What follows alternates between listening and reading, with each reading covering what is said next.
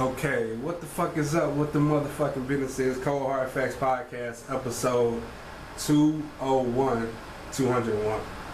My name is DNATheOnlyOne, of course. Back again, once again.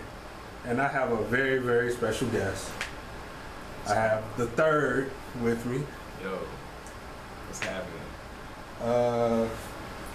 So, I ain't gonna lie. I have no written questions for you. Cool. But I have 10 that I borrowed from a bunch of other interviews that I've done. But I still have amazing questions off the dome. And that's gonna just be off getting to know you, period. So how long you been doing this, man?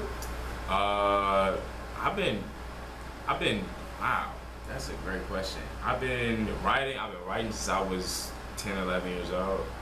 About 11 years old. So a little over a decade. And then I started recording probably when I was about 13 or 14. Okay. Yeah. So what how you come up with your name, the third? I'm my father and my grandfather, we all share the same name. Okay. So I'm just the third generation of that line, yeah. Okay. Are you aware of the amount of diss records that is gonna come for your head? Just because you're called the third, are you like afraid to change your name or? Not at all. My name is gonna be my name because I imagine the diss records happening because of my skill level. I kind of take it as a compliment, kind of. But as far as like the name, the possible like name flips and all the things that could happen, I'm mentally prepared for that for a little while. Yeah. Okay. You just have to know. You know what I mean? Like just part of choosing the name was like also being like prepared. Like I know people can say like you know what I'm saying? It's like endless. Yeah. I'm totally fine with that. That's cool. Who's your favorite artist right now? My favorite artist right now? Oh my God. It could be more than one. I don't care, but the one that keeps you going. So Kendrick is somebody who's always kept me going, but this project he recently dropped has definitely had me in study mode for sure. Okay. Man, who else has got me in my like? I want to say actually my homie Asar. Asar is an amazing artist from Chicago, from the South Side. He's doing like really good stuff. Okay. And there are not a lot of people who I can listen to and will be like encourage me to write better, like to like do better, you know, like get back in my work and like really dig in. There are a bunch of people I enjoy, but there are very few people that like get me in that mode where I'm like, oh, I need to step it up a little bit. You know what I'm saying? Right. And them two are definitely two of those people. And then I would say I like a lot. I know she was just on here, but like I like what Naomi's doing a lot. Like I'm a fan for sure. Like fan of what she's doing as of recent. Yeah. I mean, you wouldn't be. You said you had a lot of y'all had a lot of material. Yeah. So yeah, we met in like early. I want to say like middle of 2019. I want to say.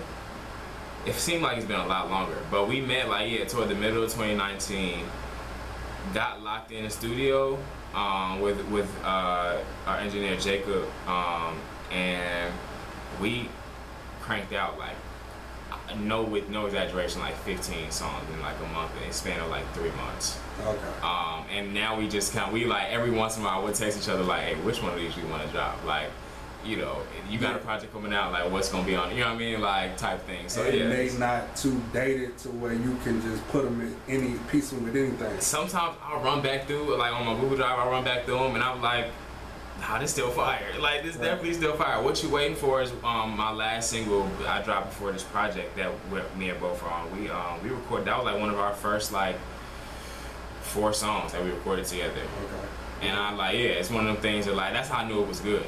Because I was like, to have this much time pass and then listen to it and be like, yes, this is still nice. My question to you before we even talk about the project was the hesitation on keeping it off the project, or like get you like saying, okay, let me just throw it out there, see what it's gonna do, and then. You know what? I was getting ready for. I was kind of mentally preparing myself for the project. Okay. So like I hadn't dropped for a little while up until that point, and was like, what is something I feel like is relevant to where I'm at right now, and to how I'm like, you know, in my head and just in life. And I was also I was not looking for a new sound, but I was kind of trying to, I'm in a space where I've been doing this for quite a while. I've just about mastered the process of getting a beat and writing to it. Okay. And just writing raps. Like I got that. I'm good. Right. Now I'm trying to figure out how to diversify my sound, make it sound good, dip into different things. And so like I'm like, yo, like what is something I haven't touched on yet? What is a sound I haven't kind of like explore yet? And like the kind of like the R&B like romantic feel, like what you waiting for, was like something I hadn't like at least put out yet, but we've been holding it for 2.5 years. So I was like, let's see how people feel about this, you know what I mean? Because now we're getting ready for this album and getting ready with the, you know, the project I just dropped. We have to, you know, you listen to any more than 6-7 songs, you gotta have. It can't be the same thing every time. People get bored, you know what I mean? They don't want to go through it. So I'm like, how many different sounds can I fit in a project? What's gonna work? Right. So those singles were like me testing out like what's gonna work. Y'all like this? I'll put it in the album. That way it's like I got like bars and like raps, and then I got something that's like, you know, I got like a gentle feel, like the more R&B joints, and I might be singing on there, and then like we, you know, can move around. That way, you know, if it didn't work, I'd be like, word, I might not put this in the album, you know? Right. So that's what that is, yeah. Damn, I'm gonna go to the album. I mean the EP. Damn. Only reason why I said album is because I had two thoughts in my mind at once. I was trying to come back to the thought. I'll just go ahead and say the thought that I had. You treat your EPs like albums. It seems like that.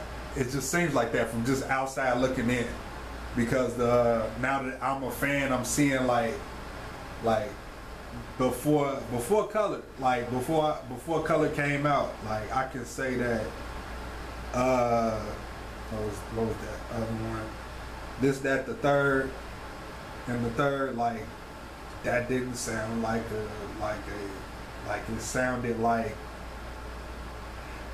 it sounded like an EP, but it was a sample size, but it also felt like an album to a sense. But it was so short that, like, yeah, we can understand that it's an EP. And also like the director's cut, like that sounded like more of an album. That didn't sound like an EP to me. But like I said, like I feel like I'm talking too much now, but it seemed like from the way you dive into like put projects out, you really sit there with your songs and then come up with a solid, couple of songs that then push them out, but you create a nice concept out of it. I'm trying to create a moment. Okay. I'm trying to create a moment. I realize the age of music I'm living in, and being an artist is so hard, being like working as hard as I do and like creating at the quality that I do, and being out and be like, oh yeah, I rap, and niggas be like, okay. You know what I mean? Everybody out here rapping, you know what I mean? Right. So like, I'm like, yo, if there's so many songs being put out every day, like, I'm about to put out a project, somebody gonna drop a song 20 minutes after I do. Like, it's just so much happening at the same time. How can I make people remember what I'm doing? And I'm not creating a moment. So like, yeah, the rollout leading up to the drop is like, boom, I hear something like this, that, and the third was one of my favorite project rollouts I've ever done. The best one for sure. And this is just 3 songs, like you said, but like I wanted to feel like a whole thing. I want it to feel like a big deal, because it's already in such a small like portion size. Right. And I'm like, how can I make this? I want to make it a huge thing. I want to make it like a whole ordeal where people are taking it seriously as a thought out concept and not just 3 songs I put in a zip file. You know what I mean? Right. Colors is one of my favorite, probably might be my second favorite. Because I was able to, I don't know where I got this from, but I like took kind of the questions and like the prompts and like things that inspired me to create the album. I put them into questions. These are all questions I answered while making the EP. Yeah, there you go. Yeah. These are all questions that I answered while making the EP. And I'm in album mode. I've been in album mode for like 8 months. So why not a year? Wait. Before I don't mean to stop you, but why not just call it an album, even though it's an EP? Because you know what? That's not even that's a great question. I didn't think about it. I grew up in the rules of music, and like, even though understanding like where those rules and standards come from, people who not making the music. People who are not making the music was like 2 to 6 songs, that's an EP. Don't call it nothing else. Kendrick dropped a 16 song project and called it an EP. You know what I mean? Like, that's like something that's like, I like now in the mode to like break the rules now that I've learned what the rules are. But naturally when I'm like putting stuff out, I'm like, okay, this is this because that's what I've been told, that's what I've been taught. You know what I mean? So yeah, I'm a product of like what I like, of kind of like what the industry standards are as far as like how we call our work. But it's also at the end of the day, it's mine. Right. So you're completely right. I could have easily called it an album. But I think the other part is I want my first album to be the greatest thing that's dropped that year. Okay. And I feel like I haven't worked. Like I'm doing the singles and the EPs like my practice. It's like I'm scrimmaging right now. As they're great in their own. Right. But like, yeah, I'm definitely like this is it's layup line here. It felt like from looking and you talking, it seemed like every time you drop, you feel like the underdog. You still don't feel like you. I haven't, and not only am I not do I not feel like I've gotten, I guess, the external recognition I was looking for how much I put in, but I also know that I have something better coming up. Right. I know that there's something better than Color, so I'm gonna gas Colors like it's the greatest thing, right, and see what I get out of that. And then I'm gonna put 110% to the next project, and then that'll be a thing. I'm in that mode to let it happen. I just I need a little bit more time. So we are dropping off these projects that have been like kind of tracks. All of them are like they have something to do with each other. They've all kind of like been leading up to a certain moment, right, to this album. In a way that I'm be connecting real soon, really soon. Right.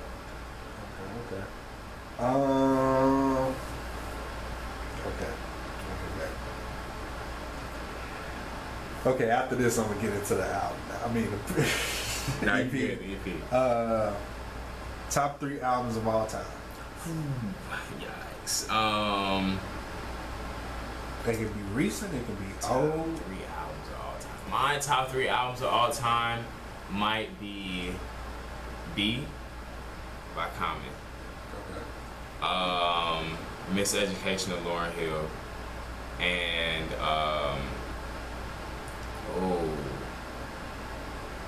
it's gonna be really different. Anomaly by Lecrae. Okay.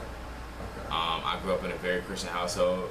I got lucky getting put onto hip hop because in the church I grew up in, it was kind of like rap was like a no-no because of the message that was so popularized through rap. It was like, we don't want you listening to that, we don't want you like digesting that, and so no rap. That was like a thing. My dad just so happened to be a poet. He was like running around like doing open mics with his friends in the same city, and just took, since I was like 3 and 4 years old, been taking me to open mics that he'd been going to, and like different his shows and his friend shows that he'd been going to, and book signings, all this stuff like that. So I was just around. I just so happened to get that sample in, and Lecrae was somebody who was like perfect middle ground for me. It was like, it was the Christian message that they wanted me to have, right? And I kind of internalized, but also like rap. Right. And it's that not only was that album something that was like probably it gave me it kind of spoke to me as far as like how to establish what I want my personal relationship with God to look like. Also, it's just amazing rapping. Like some really great music is in there. Right. And so yeah, that's my top three. Are you a fan of Lecrae's Church Clothes? Yes, I am. That I don't like it as much as I like Anomaly, but I do like the idea around Church Clothes. And he's also about to drop another one. I feel like he's about to drop the volume 3, I think. Okay. Soon. So yeah. Yeah, I haven't really paid attention to him anymore fully.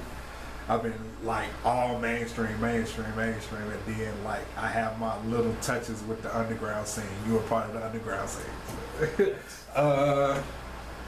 Let's go ahead and get into this EP. Still That Guy Part 2. Can you explain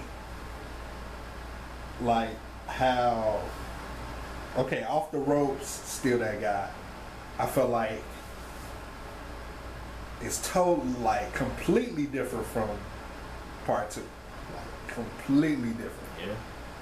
Like it's like all the way down to the production. Because Off the Rope, Still That Guy is straight up boom bap. Like you trying to prove your skill, pretty much. And yeah, Still That Guy Part 2.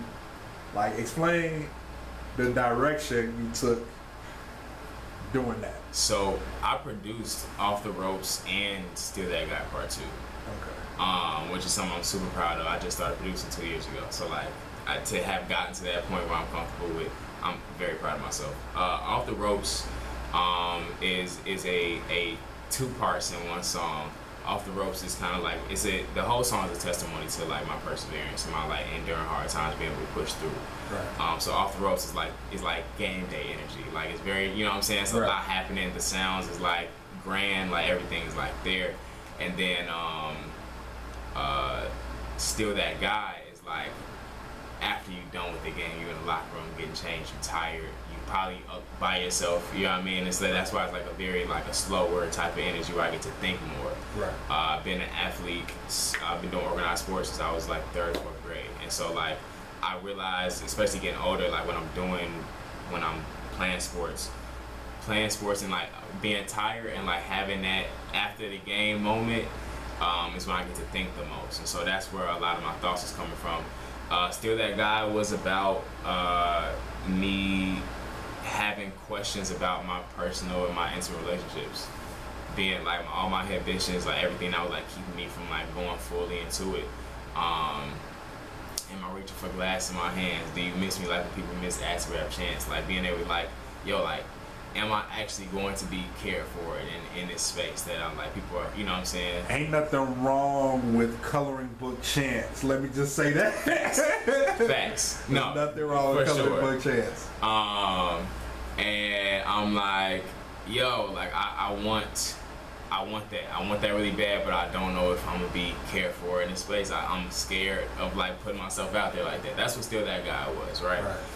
Can I be nervous and scared and like kind of withhold this part of myself and still be that guy? Like I want to be him, but also in like a full sense. Right. So Still That Guy Part 2, I wanted it originally. It's crazy when I dropped Off the Ropes, people were hitting me up like, yo, like we wanted the second part to be longer, like we wanted you to like do more. And I was like, I just cut it off, and I was like, I want to do a part 2, and I also wanted the part 2 to be like an extension of that beat. I wanted to like keep that going. And something in my head, I was was making a beat and I was just like producing, and I was just like, nah, I like this. I like where this is going. This is gonna be Still That Guy Part 2. So Part 2 was me finding love, being in love for the first time ever. It was me being more sure about the things that I was sure about when I wrote Still That Guy. Right. I'm like, yo, like I actually, not only do I want this, but I have it, and I also enjoy it a whole lot. Right. I'm comfortable in it. You know what I'm saying? I'm kind of like how my future looks. Like this is something I want to see through. Out of like like a continuation of like all my questions I had in the first Still That Guy type thing. So yeah, that's a great question. I appreciate that heavy. Also, you in parentheses sky blue. So is that you looking up to the sky? Is what you thinking the Heavenly Father, or is that am I off in that? So no, actually, every when we went back and listened to the project, I would assign what color I felt like was appropriate for each song. What color was what the girl said, what is it giving? Like what color do I feel when I hear, or do I see when I hear this song? So I did that for all the songs. I wanted it to be themed using like different colors. So I was like, my purpose. First it was white, as in like a clean slate to the project. Like this is how I'm starting. And then I kind of felt like a different thing for it. Sky blue also does refer to me like looking up into the sky, and like I remember like vividly a moment where I was like outside and I was literally just thanking God for the amount of questions that he was able to answer for me. A lot of things that I was like unsure about in Still That Guy, where I was like, I don't know if I want, you know. Right. And being able to be like, yo, like I thank you so much, and for being able to like bring this through for me. So yeah, that's why it's called Sky Blue. Okay. Talk about Believe in Us. Gosh. Believe in Us was a different type of song. I realized it was a type of sound, a type of genre that I haven't touched on yet for real. Right. And it was a very optimistic and like very altruistic like look on my relationships, what I want my intimate relationship to look like. And I'm like, yo, like whatever we, going through, like believe in it. Like the only way, I feel like with any relationship, like platonic or intimate, like the only way you can even see something through for us if you are invested, if you trust in it. You know what I'm saying? If we cool and I'm like, yeah, but if he not around, he not around. You know what I'm saying? Like I'm all good. When we get into something, I'm not gonna have no problem parting ways with you because I don't believe in it. You know what I mean? Right. And so I'm like, yo, if I'm gonna do life with somebody, especially on an intimate level, I need you to believe in this. Right. The co-title was Believe in Us, as like a double entendre, but also like that's the thing. If you don't believe in it, you're gonna believe in it. Like right. So that's what the co-title comes from. It was so hard writing that. Because I had like a lot of feels. I had a lot of feels at the moment, and I was like, how do I make sure I'm like being accessing this part of myself that I haven't kind of put out yet. So yeah. Free Either Way. Talk about that. Free Either Way was first of all, I rapped my behind off in that. I was really excited to be able to put that on the project. I almost didn't go on there. It almost didn't make it. I was on the phone with one of my tribe members like a week or two before I dropped it. And my tribe is like, you hear me talk about it in my music, like those people I met like my freshman year of high school, like within the first 2 weeks, and we just been straight ever since, which I didn't realize how rare that was, especially in high school. People fall off and be fake and all that, get argued, you know what I'm saying? It's so easy to like just disband. Right. And so like we've been, and to this day, like we just like it's a small group of us, but we just like tight, and we was on the phone. I was like, yeah, I'm like nervous about dropping this project. I haven't dropped in a minute. I'm also dealing with other life stuff that is not allowing me to focus on it as much. Right. And he was like, I sent it to him. I recorded that song March, I want to say, like 2020. I recorded that song in 2020. I can't remember what day it was. But it was like, like the first, like middle of 2020, I recorded it.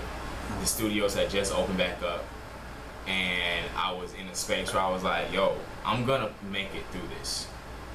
I had just written Be Water, like that's one before that, and Be Water was like about me persevering and finding a way through. And I was like, yo, whether I make my way, like before, whatever I'm going through, whether it allows me to make it through the situation, or I have to break through this situation or to get to the other side, I'm going to be free either way. Nobody's gonna hold me back from anything that I want or anything that I need, especially because I truly believe I'm meant for this. truly believe that. So I was like, yo, I'm gonna be free all the way. Like whether I gotta do it or life makes it happen for me, it's gonna happen. And that was like really having to tap into like my like aggressive and competitive side. And so yeah, that's what that was. Okay. I'm still talking about the project, but it's something I want to point out. I gotta go to your Instagram real quick. Give me a second.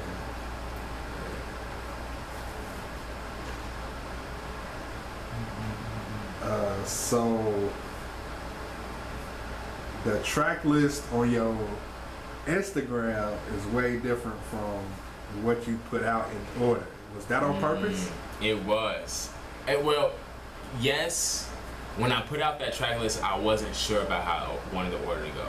And that was like a general. Like I knew what the first and last was definitely the first and last. In the middle, it was kind of like debatable.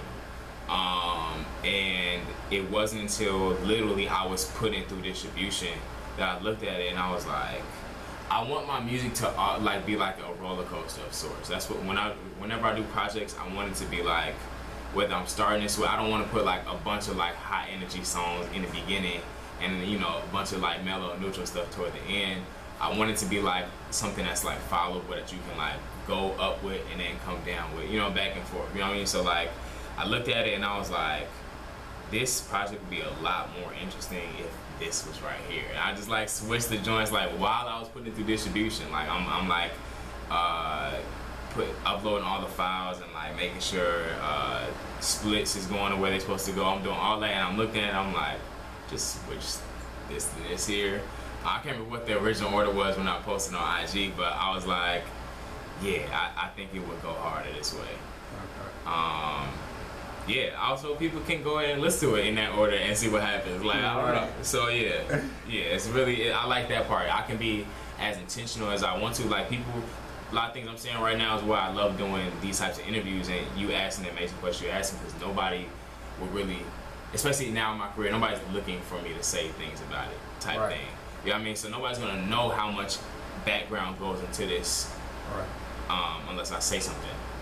So I can be as intentional as I want to and have put all my like intention behind it. And then also you could take that and then also do what they want with it. You know what I mean? So like I put it in this order, but you can also do whatever you want. And you see the intention behind me putting it in this order. And then you get the effects of what you want to do. So yeah. I thought the order that you had it in, it was like me first, because it's all you first, and then your featured songs towards the end. I just noticed that yesterday actually. I didn't that was not, I wasn't even thinking about the feature joints, but yeah, I just noticed that the other day. I was like, man, these. So, yeah. 3 people on one song and it's like short, but it's great though. The soul factor, like, who the heck is Fresh Waters and when can I meet him? Like, oh my God! Wait. So look, Fresh, I can't even begin to like tell you the full extent of like. If you're familiar with Pivot Gang, Pivot Gang is I'm semi-familiar. Yeah, I know who MF and Mello is. I'm going Mello and Saba and all that. So like they're all in a rap group called Pivot Gang, coming from the west side of Chicago. All super talented. And Fresh Waters is one of the founding members of that group from super early on, who's just a great writer, bro. Like first of all, side note, one of the best rapping voices I've ever heard, ever in life. Like love hearing him rap. He also, as you know, is like super just intentional with how he writes. And he's amazing. Like he's doing great work. He out in LA where he's at, he's doing super great things. I can't say too much about what he's working on because he's doing great things. But he has 2 singles out. He has a 2-pack out. And he has like also has like I want to say a total of like 4 or 5 songs out right now that are just doing great. Like, and at first when they are all focused on like kind of pushing the group pushing the group. Saab was working on a project, pushing Saab and what he's doing. And now that everybody's kind of like gotten out what they need to get out, now everybody's kind of like focused on their projects and what they're doing.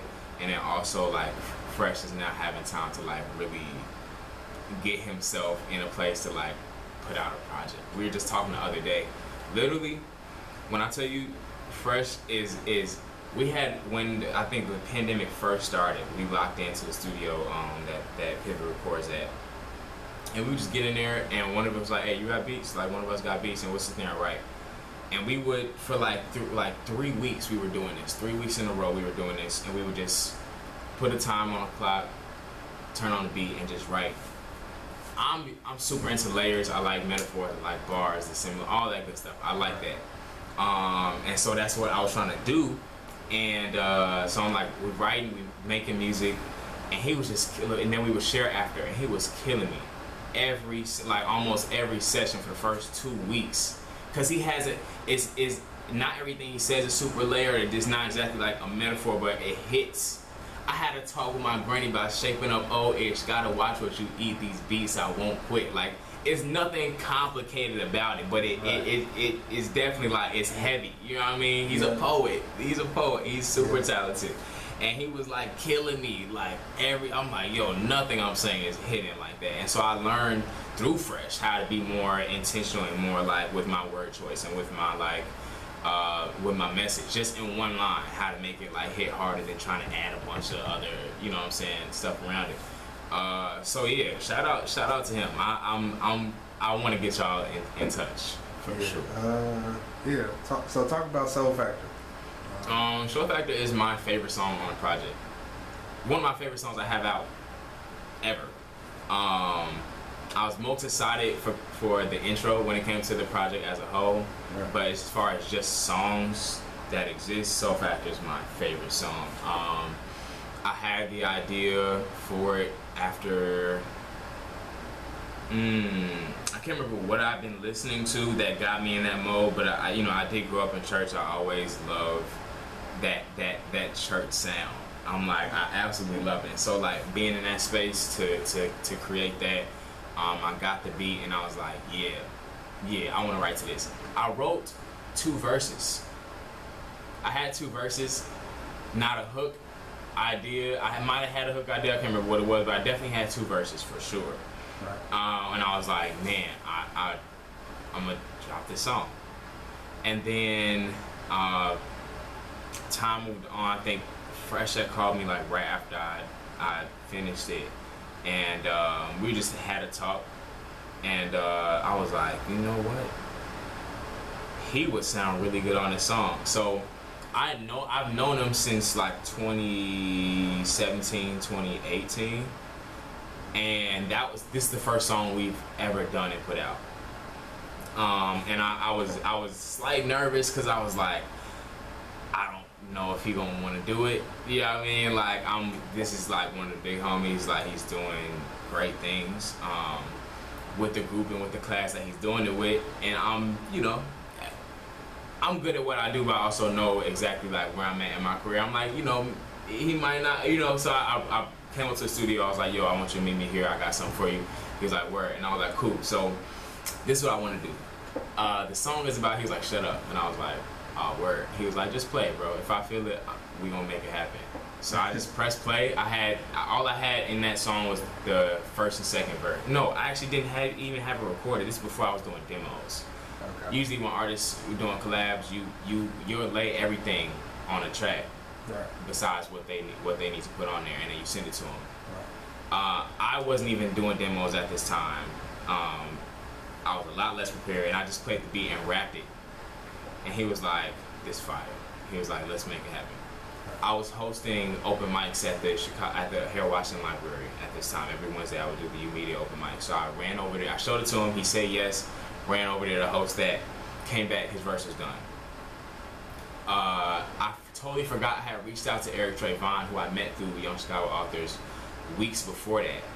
And he had gotten back to me. I told him I would be at that studio at that time. I came back and he was there. And I was like, yo, I totally forgot I reached out. He made the hook. He wrote the hook and then sang it. Amazing. Right. They had that demo there, and I was like, whoa, this is crazy.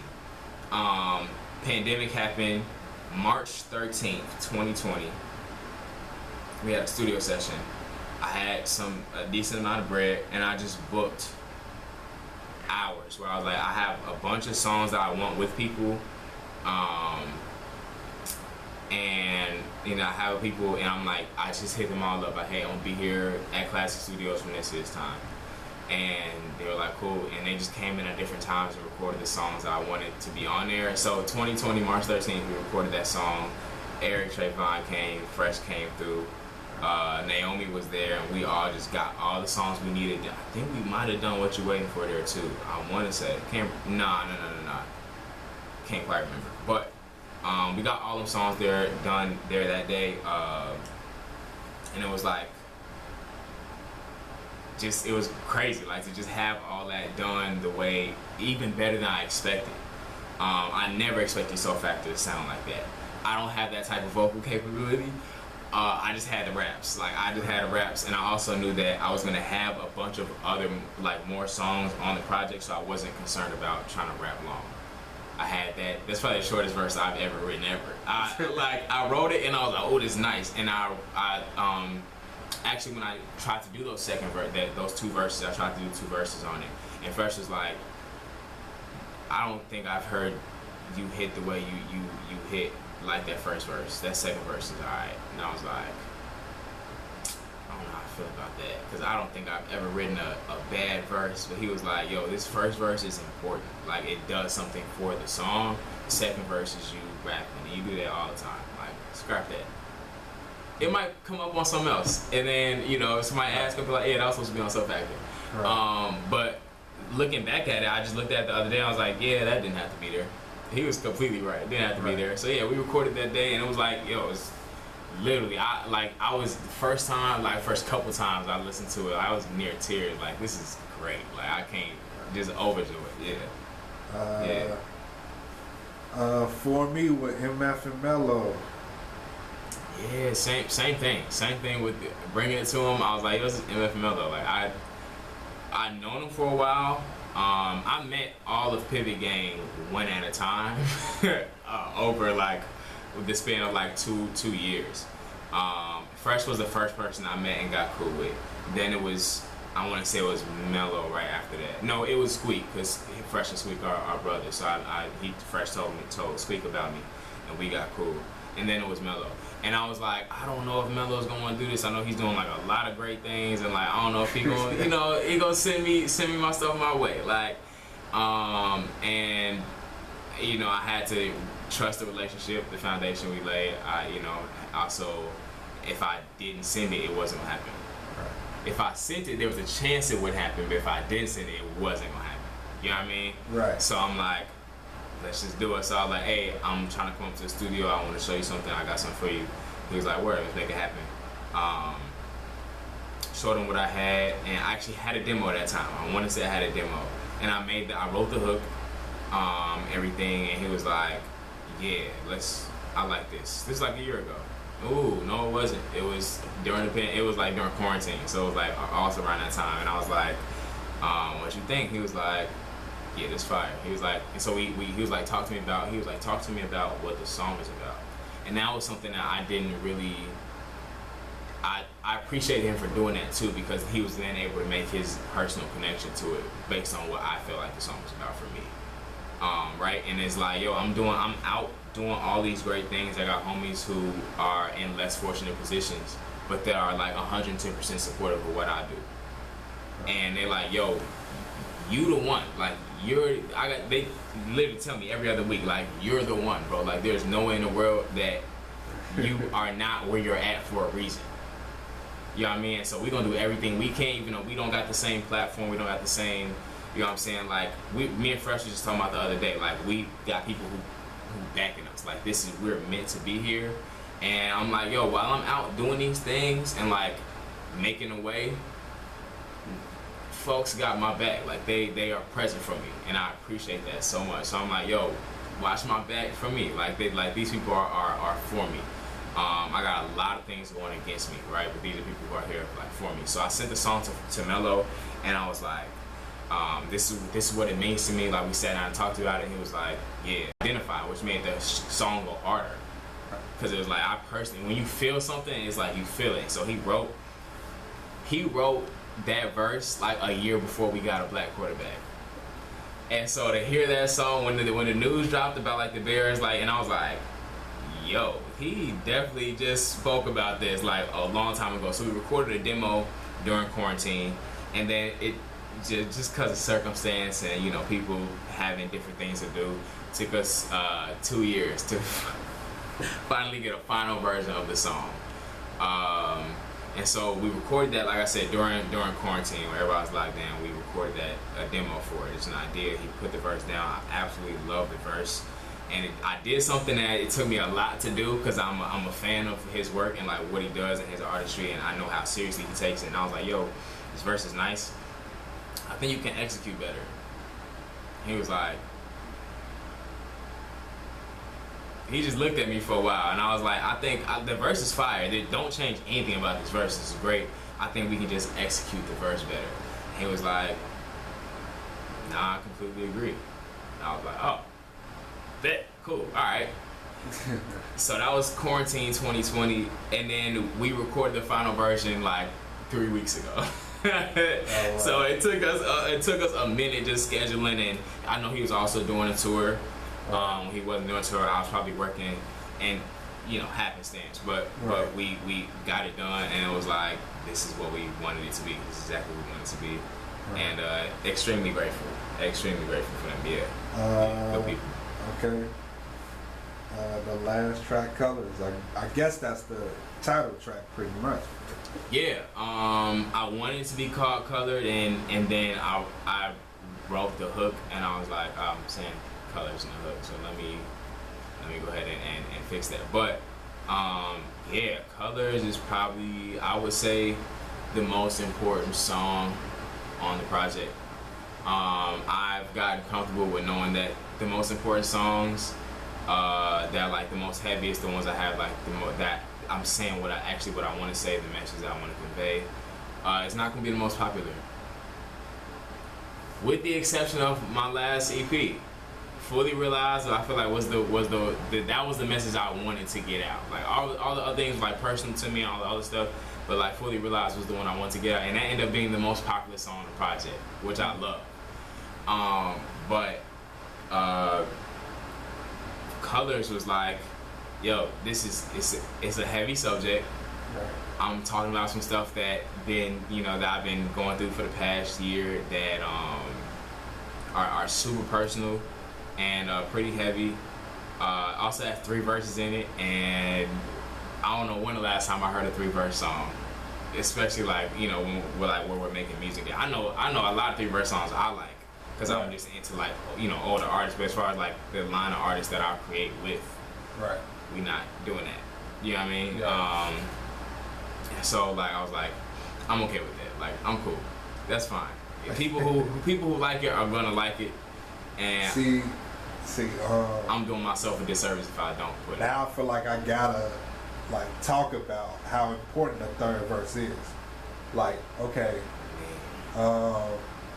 it's important and it's not so important. But then again, if you think about it, a lot of the rappers that we appreciate and the rappers who have something to say, most of them have songs with 3rd verses, or their feature verse is longer than 16 bars. So if you think about it, nobody's really doing 16-bar verses anymore. If you think about it, nobody's really doing that. And the people who are doing that are like I wouldn't say here for the moment. They just trying to stay with the time. Yeah. So I feel like, okay, so you recognize that the 3rd verse is not there, right? I do. Yeah. Okay. I know. Because that is a question that I normally ask every artist. Is the 3rd verse dead? But you recognize that it's not. Yeah, I like. Sometimes there been a couple of times I regretted putting it as a 3rd verse, because I was like, what if people don't stay for the whole thing. Like, I mean, I couldn't imagine cutting the song off in the middle, but like, what people, you know, like, oh, I got to the last song on the project, like, this is nice. I got, you know, I support it. You know what I mean? Moved on. And so then I'm like, I should have put it somewhere else, but I don't think it was a better way to end that song, honestly. Right. Honestly. Yeah, I don't remember exactly when I wrote that song, but I was like, in a sense, I was like, yo, I wrote that verse. I mean, I wanna have that be something that's out there. I can't hold that anymore. So yeah. That verse is also just reminded me I gotta get the lyrics up there too. I want to make that happen too. But yeah, that was definitely a risk of mine that I was okay with taking. Right. There's nothing wrong with that, because I feel like if you're an artist such as your stature, you have something to say. So I feel like if you hold back, then you're gonna regret it. Nice. Like, so at least you got one song on there where you got a third verse. Now that should be like, it should happen a little bit more often. Like, say if you, I'm not trying to put nothing in your head, but when it comes down to the album, like, those songs that mean something is gonna need that third verse. Mm-hmm. So just a little, thought to put out there. Yeah, no, I think that's like one of the ways I know that a song is serious to me, when I have a third. Like, when I'm feel compelled, when I finish a verse, if it has a hook, a verse, and then I'm like, more. I'm like, oh, this is serious. Like, it's something that's heavy on me. I think that's something I also want people to realize. Like, if this is the song, I think it's like 5:15 on, like, as far as like time length on a I didn't look at that or pay attention to it. Right. But yeah, I'm like, if it has a third verse on it, it's serious. I need to stay for this. Right. That's what I want people to like recognize when I'm making music.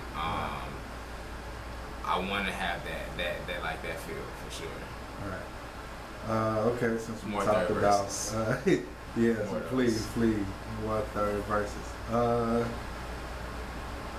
I don't really want to ask too many questions, because I pretty much like you talked about this project extensively. Like, I feel like I don't really get long interviews from new artists. Pretty much I don't, because we almost touching 50 minutes now, so that's why I said that. But it's nothing wrong with that. Like, I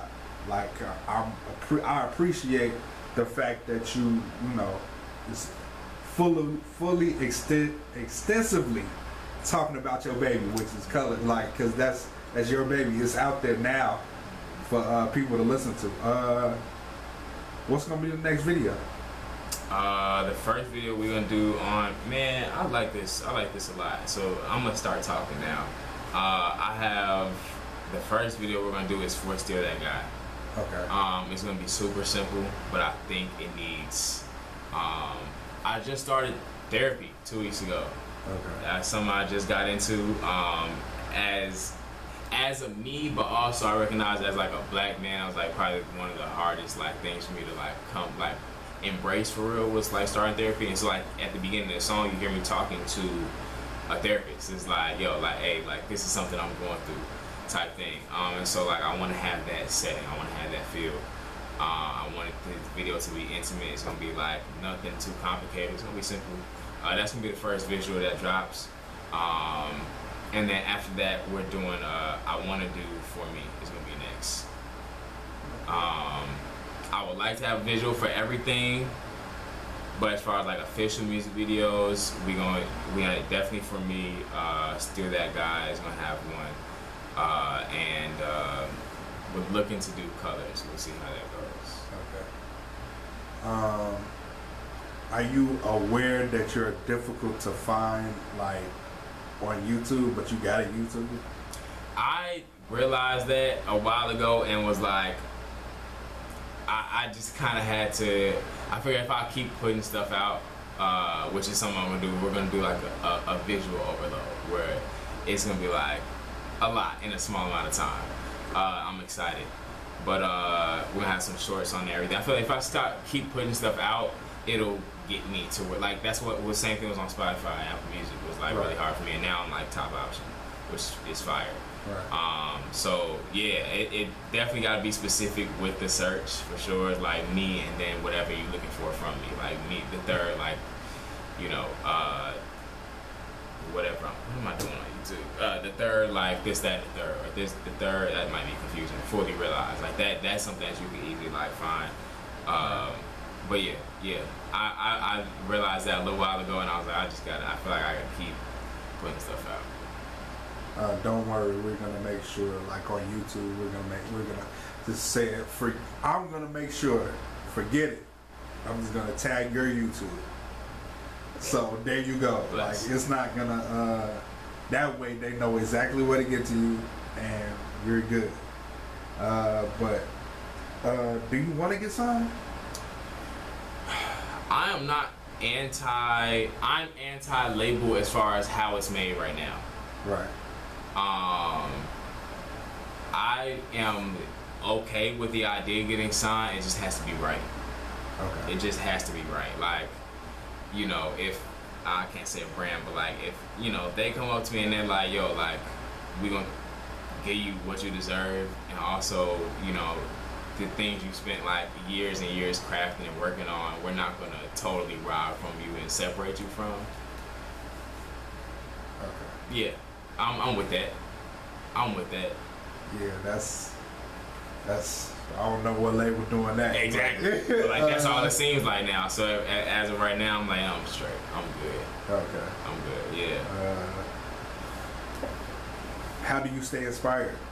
How do I stay inspired? I think first thing I do is read.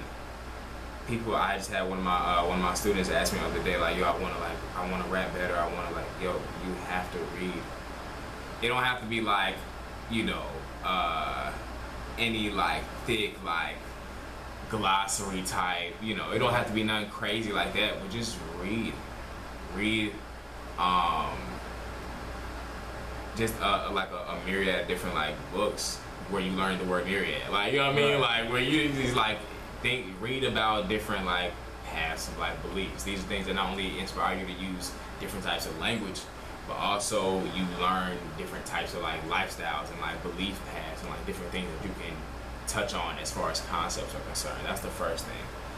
Also, listen to great music. If you want to make great music, you are the company that you keep. Same thing. Like same exact thing with artistry. Like you listen. I got a homie.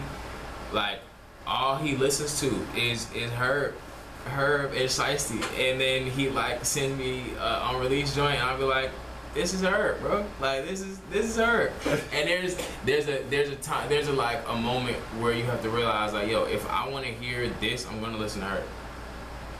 There's nothing wrong with Herb whatsoever. Herb is cool, but I'm like, you have to first identify where you want to be. Right? Your general trajectory is like, this is what I do, and this is somebody that represents the high quality of what I want to do in that field. You know what I mean? And then just study that. Like, it don't even have to be like a hard like breakdown analysis. I'm a journalist. When I'm not rapping, I'm interviewing other artists and writing about their albums and doing artist interviews and stuff like that. That's what I do. And teaching. But like, it don't have to be a super heavy breakdown. It just be like, yo, like, I listen to a lot of good music, and when I start making music, it sounds good because I know what I'm used to. Right. So that's the reading, listen to good music, and then live life. I feel like I should have said that first. That's the most important one. Live life. People are like, yo, how do you get inspired? I write best when I'm on the move. A solid road trip anywhere, and I'm snapping. When I was on the bus before I started driving, on the 6 bus, I'm like back and forth, or on the train, I'm rapping. Like, I'm going in. Right. because I'm seeing things. Things are passing by me. I'm experiencing different things. Right. Bro is selling brass knuckles on a rail line. You know what I mean? Like, Right. that's crazy. You know what I mean? Like, I'm having different experiences. You know what I'm saying? I'm like, different things are happening to me all at the same time, and like I'm using my senses to experience those things. And I'm like, ooh, how can I write, make it seem like somebody was sitting next to me when this is all happening? Like, make them experience it. You know what I'm saying? Like, make them feel like they were there. Yeah, bro, just travel. Right. It's super inspirational. Super inspirational. My first time in LA was last August. I was in LA from the 11th to the 16th of last August. And I went up there. I like had tacos off a truck for the first time. Me, Sal and Joe went to go hoop. Like, they put me onto a new artist I've been listening to for like a year now. Like, I had a photo shoot where I shot the cover. I shot the cover for Color with my homie Chrissy, who was an amazing photographer from the west side of Chicago. Right. Like, being able to like have all these experiences, something like I can touch on. So yeah, read, listen to good stuff if you're trying to put out good stuff. If you're trying to write a book, read good books, and then travel, experience life. That's my 3 things that keep me active on the music stuff. Okay. So what do you feel like is your biggest accomplishment in music so far?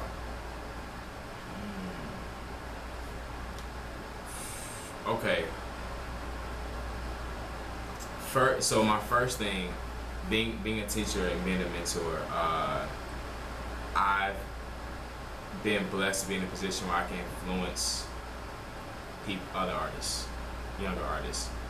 I've had an artist a couple years ago who like didn't have any music out, but was just sending me drafts and stuff he was working on, and I was like, do you want to put your stuff out there, like, and like have your stuff distributed like out there? He was like, yeah, I just don't know how to do it. And I was like, I'll teach you how to do it, and I'll pay for your first like few months, half a year of like distribution. Like, just, you gotta get it done though. And so like, that's me. His hunger is already there, and like him acting on it and executing. And I'm like, I happen to have the resources and the back end and the support to be able to. I'm nowhere near rich at all. I had support, you know what I'm saying, working with an organization. I have some help from them. I have people who I know who know more about the distribution process than I do. And then we using all of the resources I had, and just being able to be like, boom, now he's like, his stuff is everywhere. And he's sending me, every time he's sending me Spotify links, Apple Music links. And I'm like, I would never, if I stop making music right now, if I don't write another good bar ever again, I'm always gonna hold on to that. Like, that's enough. That means everything to me. And it's not something I even gotta talk about. Every time I see him, every time if we link and we gonna grab something to eat, or I see him, he comes to one of my shows, vice versa, I'm like, we know. Right. We know. And it's a great feeling. Second, I would say I dropped a project during the pandemic. Since I told you I started writing when I was 11. Been writing every day since then. Every single day for over a decade. Every single day. Even if it was a whole song or if it was like 16 bars. Like, I was writing every single day. Are you pen to pad or you still iPhone? No. I was pen to pad probably until like I graduated high school. Okay. And then I got into like Google. I've been using Google Docs for like class and like work and stuff, but then I also just started like writing there, and I was like, oh, it's cool. Like, I can keep a bunch of it. I don't run out of pages on Google Docs. Like, it works out. I still have all my notebooks of like my handwritten stuff. So I was doing that until I was like, 17, 18 years old.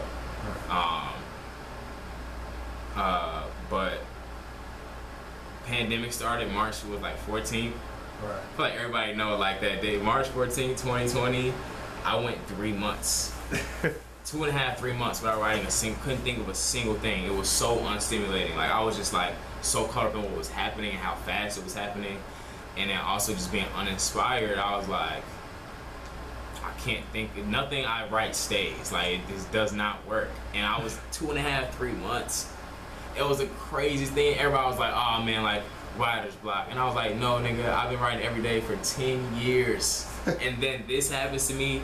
I feel like it hit me way more than it hit some of my peers. and I was like, dang, I don't know what to do. First song I wrote at that moment, like right after I broke that, was Be Water. Was like, yo, I made a way through. Like, just how water always finds like a way around its obstacles, like I made a way through. And then I took Be Water, I was like, yo, not only did I have to fight that uninspiring moment where I couldn't write, but then also when I was back writing, where we was gonna record at? Who was gonna let us in the building? You know what I mean? Without a full body hazmat suit on. You know what I mean? Right. Like, Exactly. and then, you know, trying to get other people together. There are other people involved in the project. How do I get them in a room with me and feel comfortable? Like, to, you know what I'm saying, to like do that, you know, in the midst of a airborne vibe, you know what I mean? Like, so that was the hard part, and I was just like, yo, I really made all this happen during one of the like craziest moments in like most people's history, like ever. That's my flex. That's my flex. Okay. Let's see.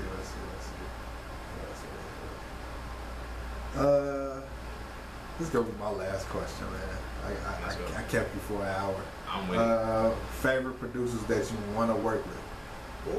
Ooh, Hit Boy has a snapping. I think Nas, the reason Nas hasn't missed yet in the last 2-3 years is because of Hit Boy. Hit Boy's been making it happen. Hit Boy, Thelonious Martin is a crazy producer.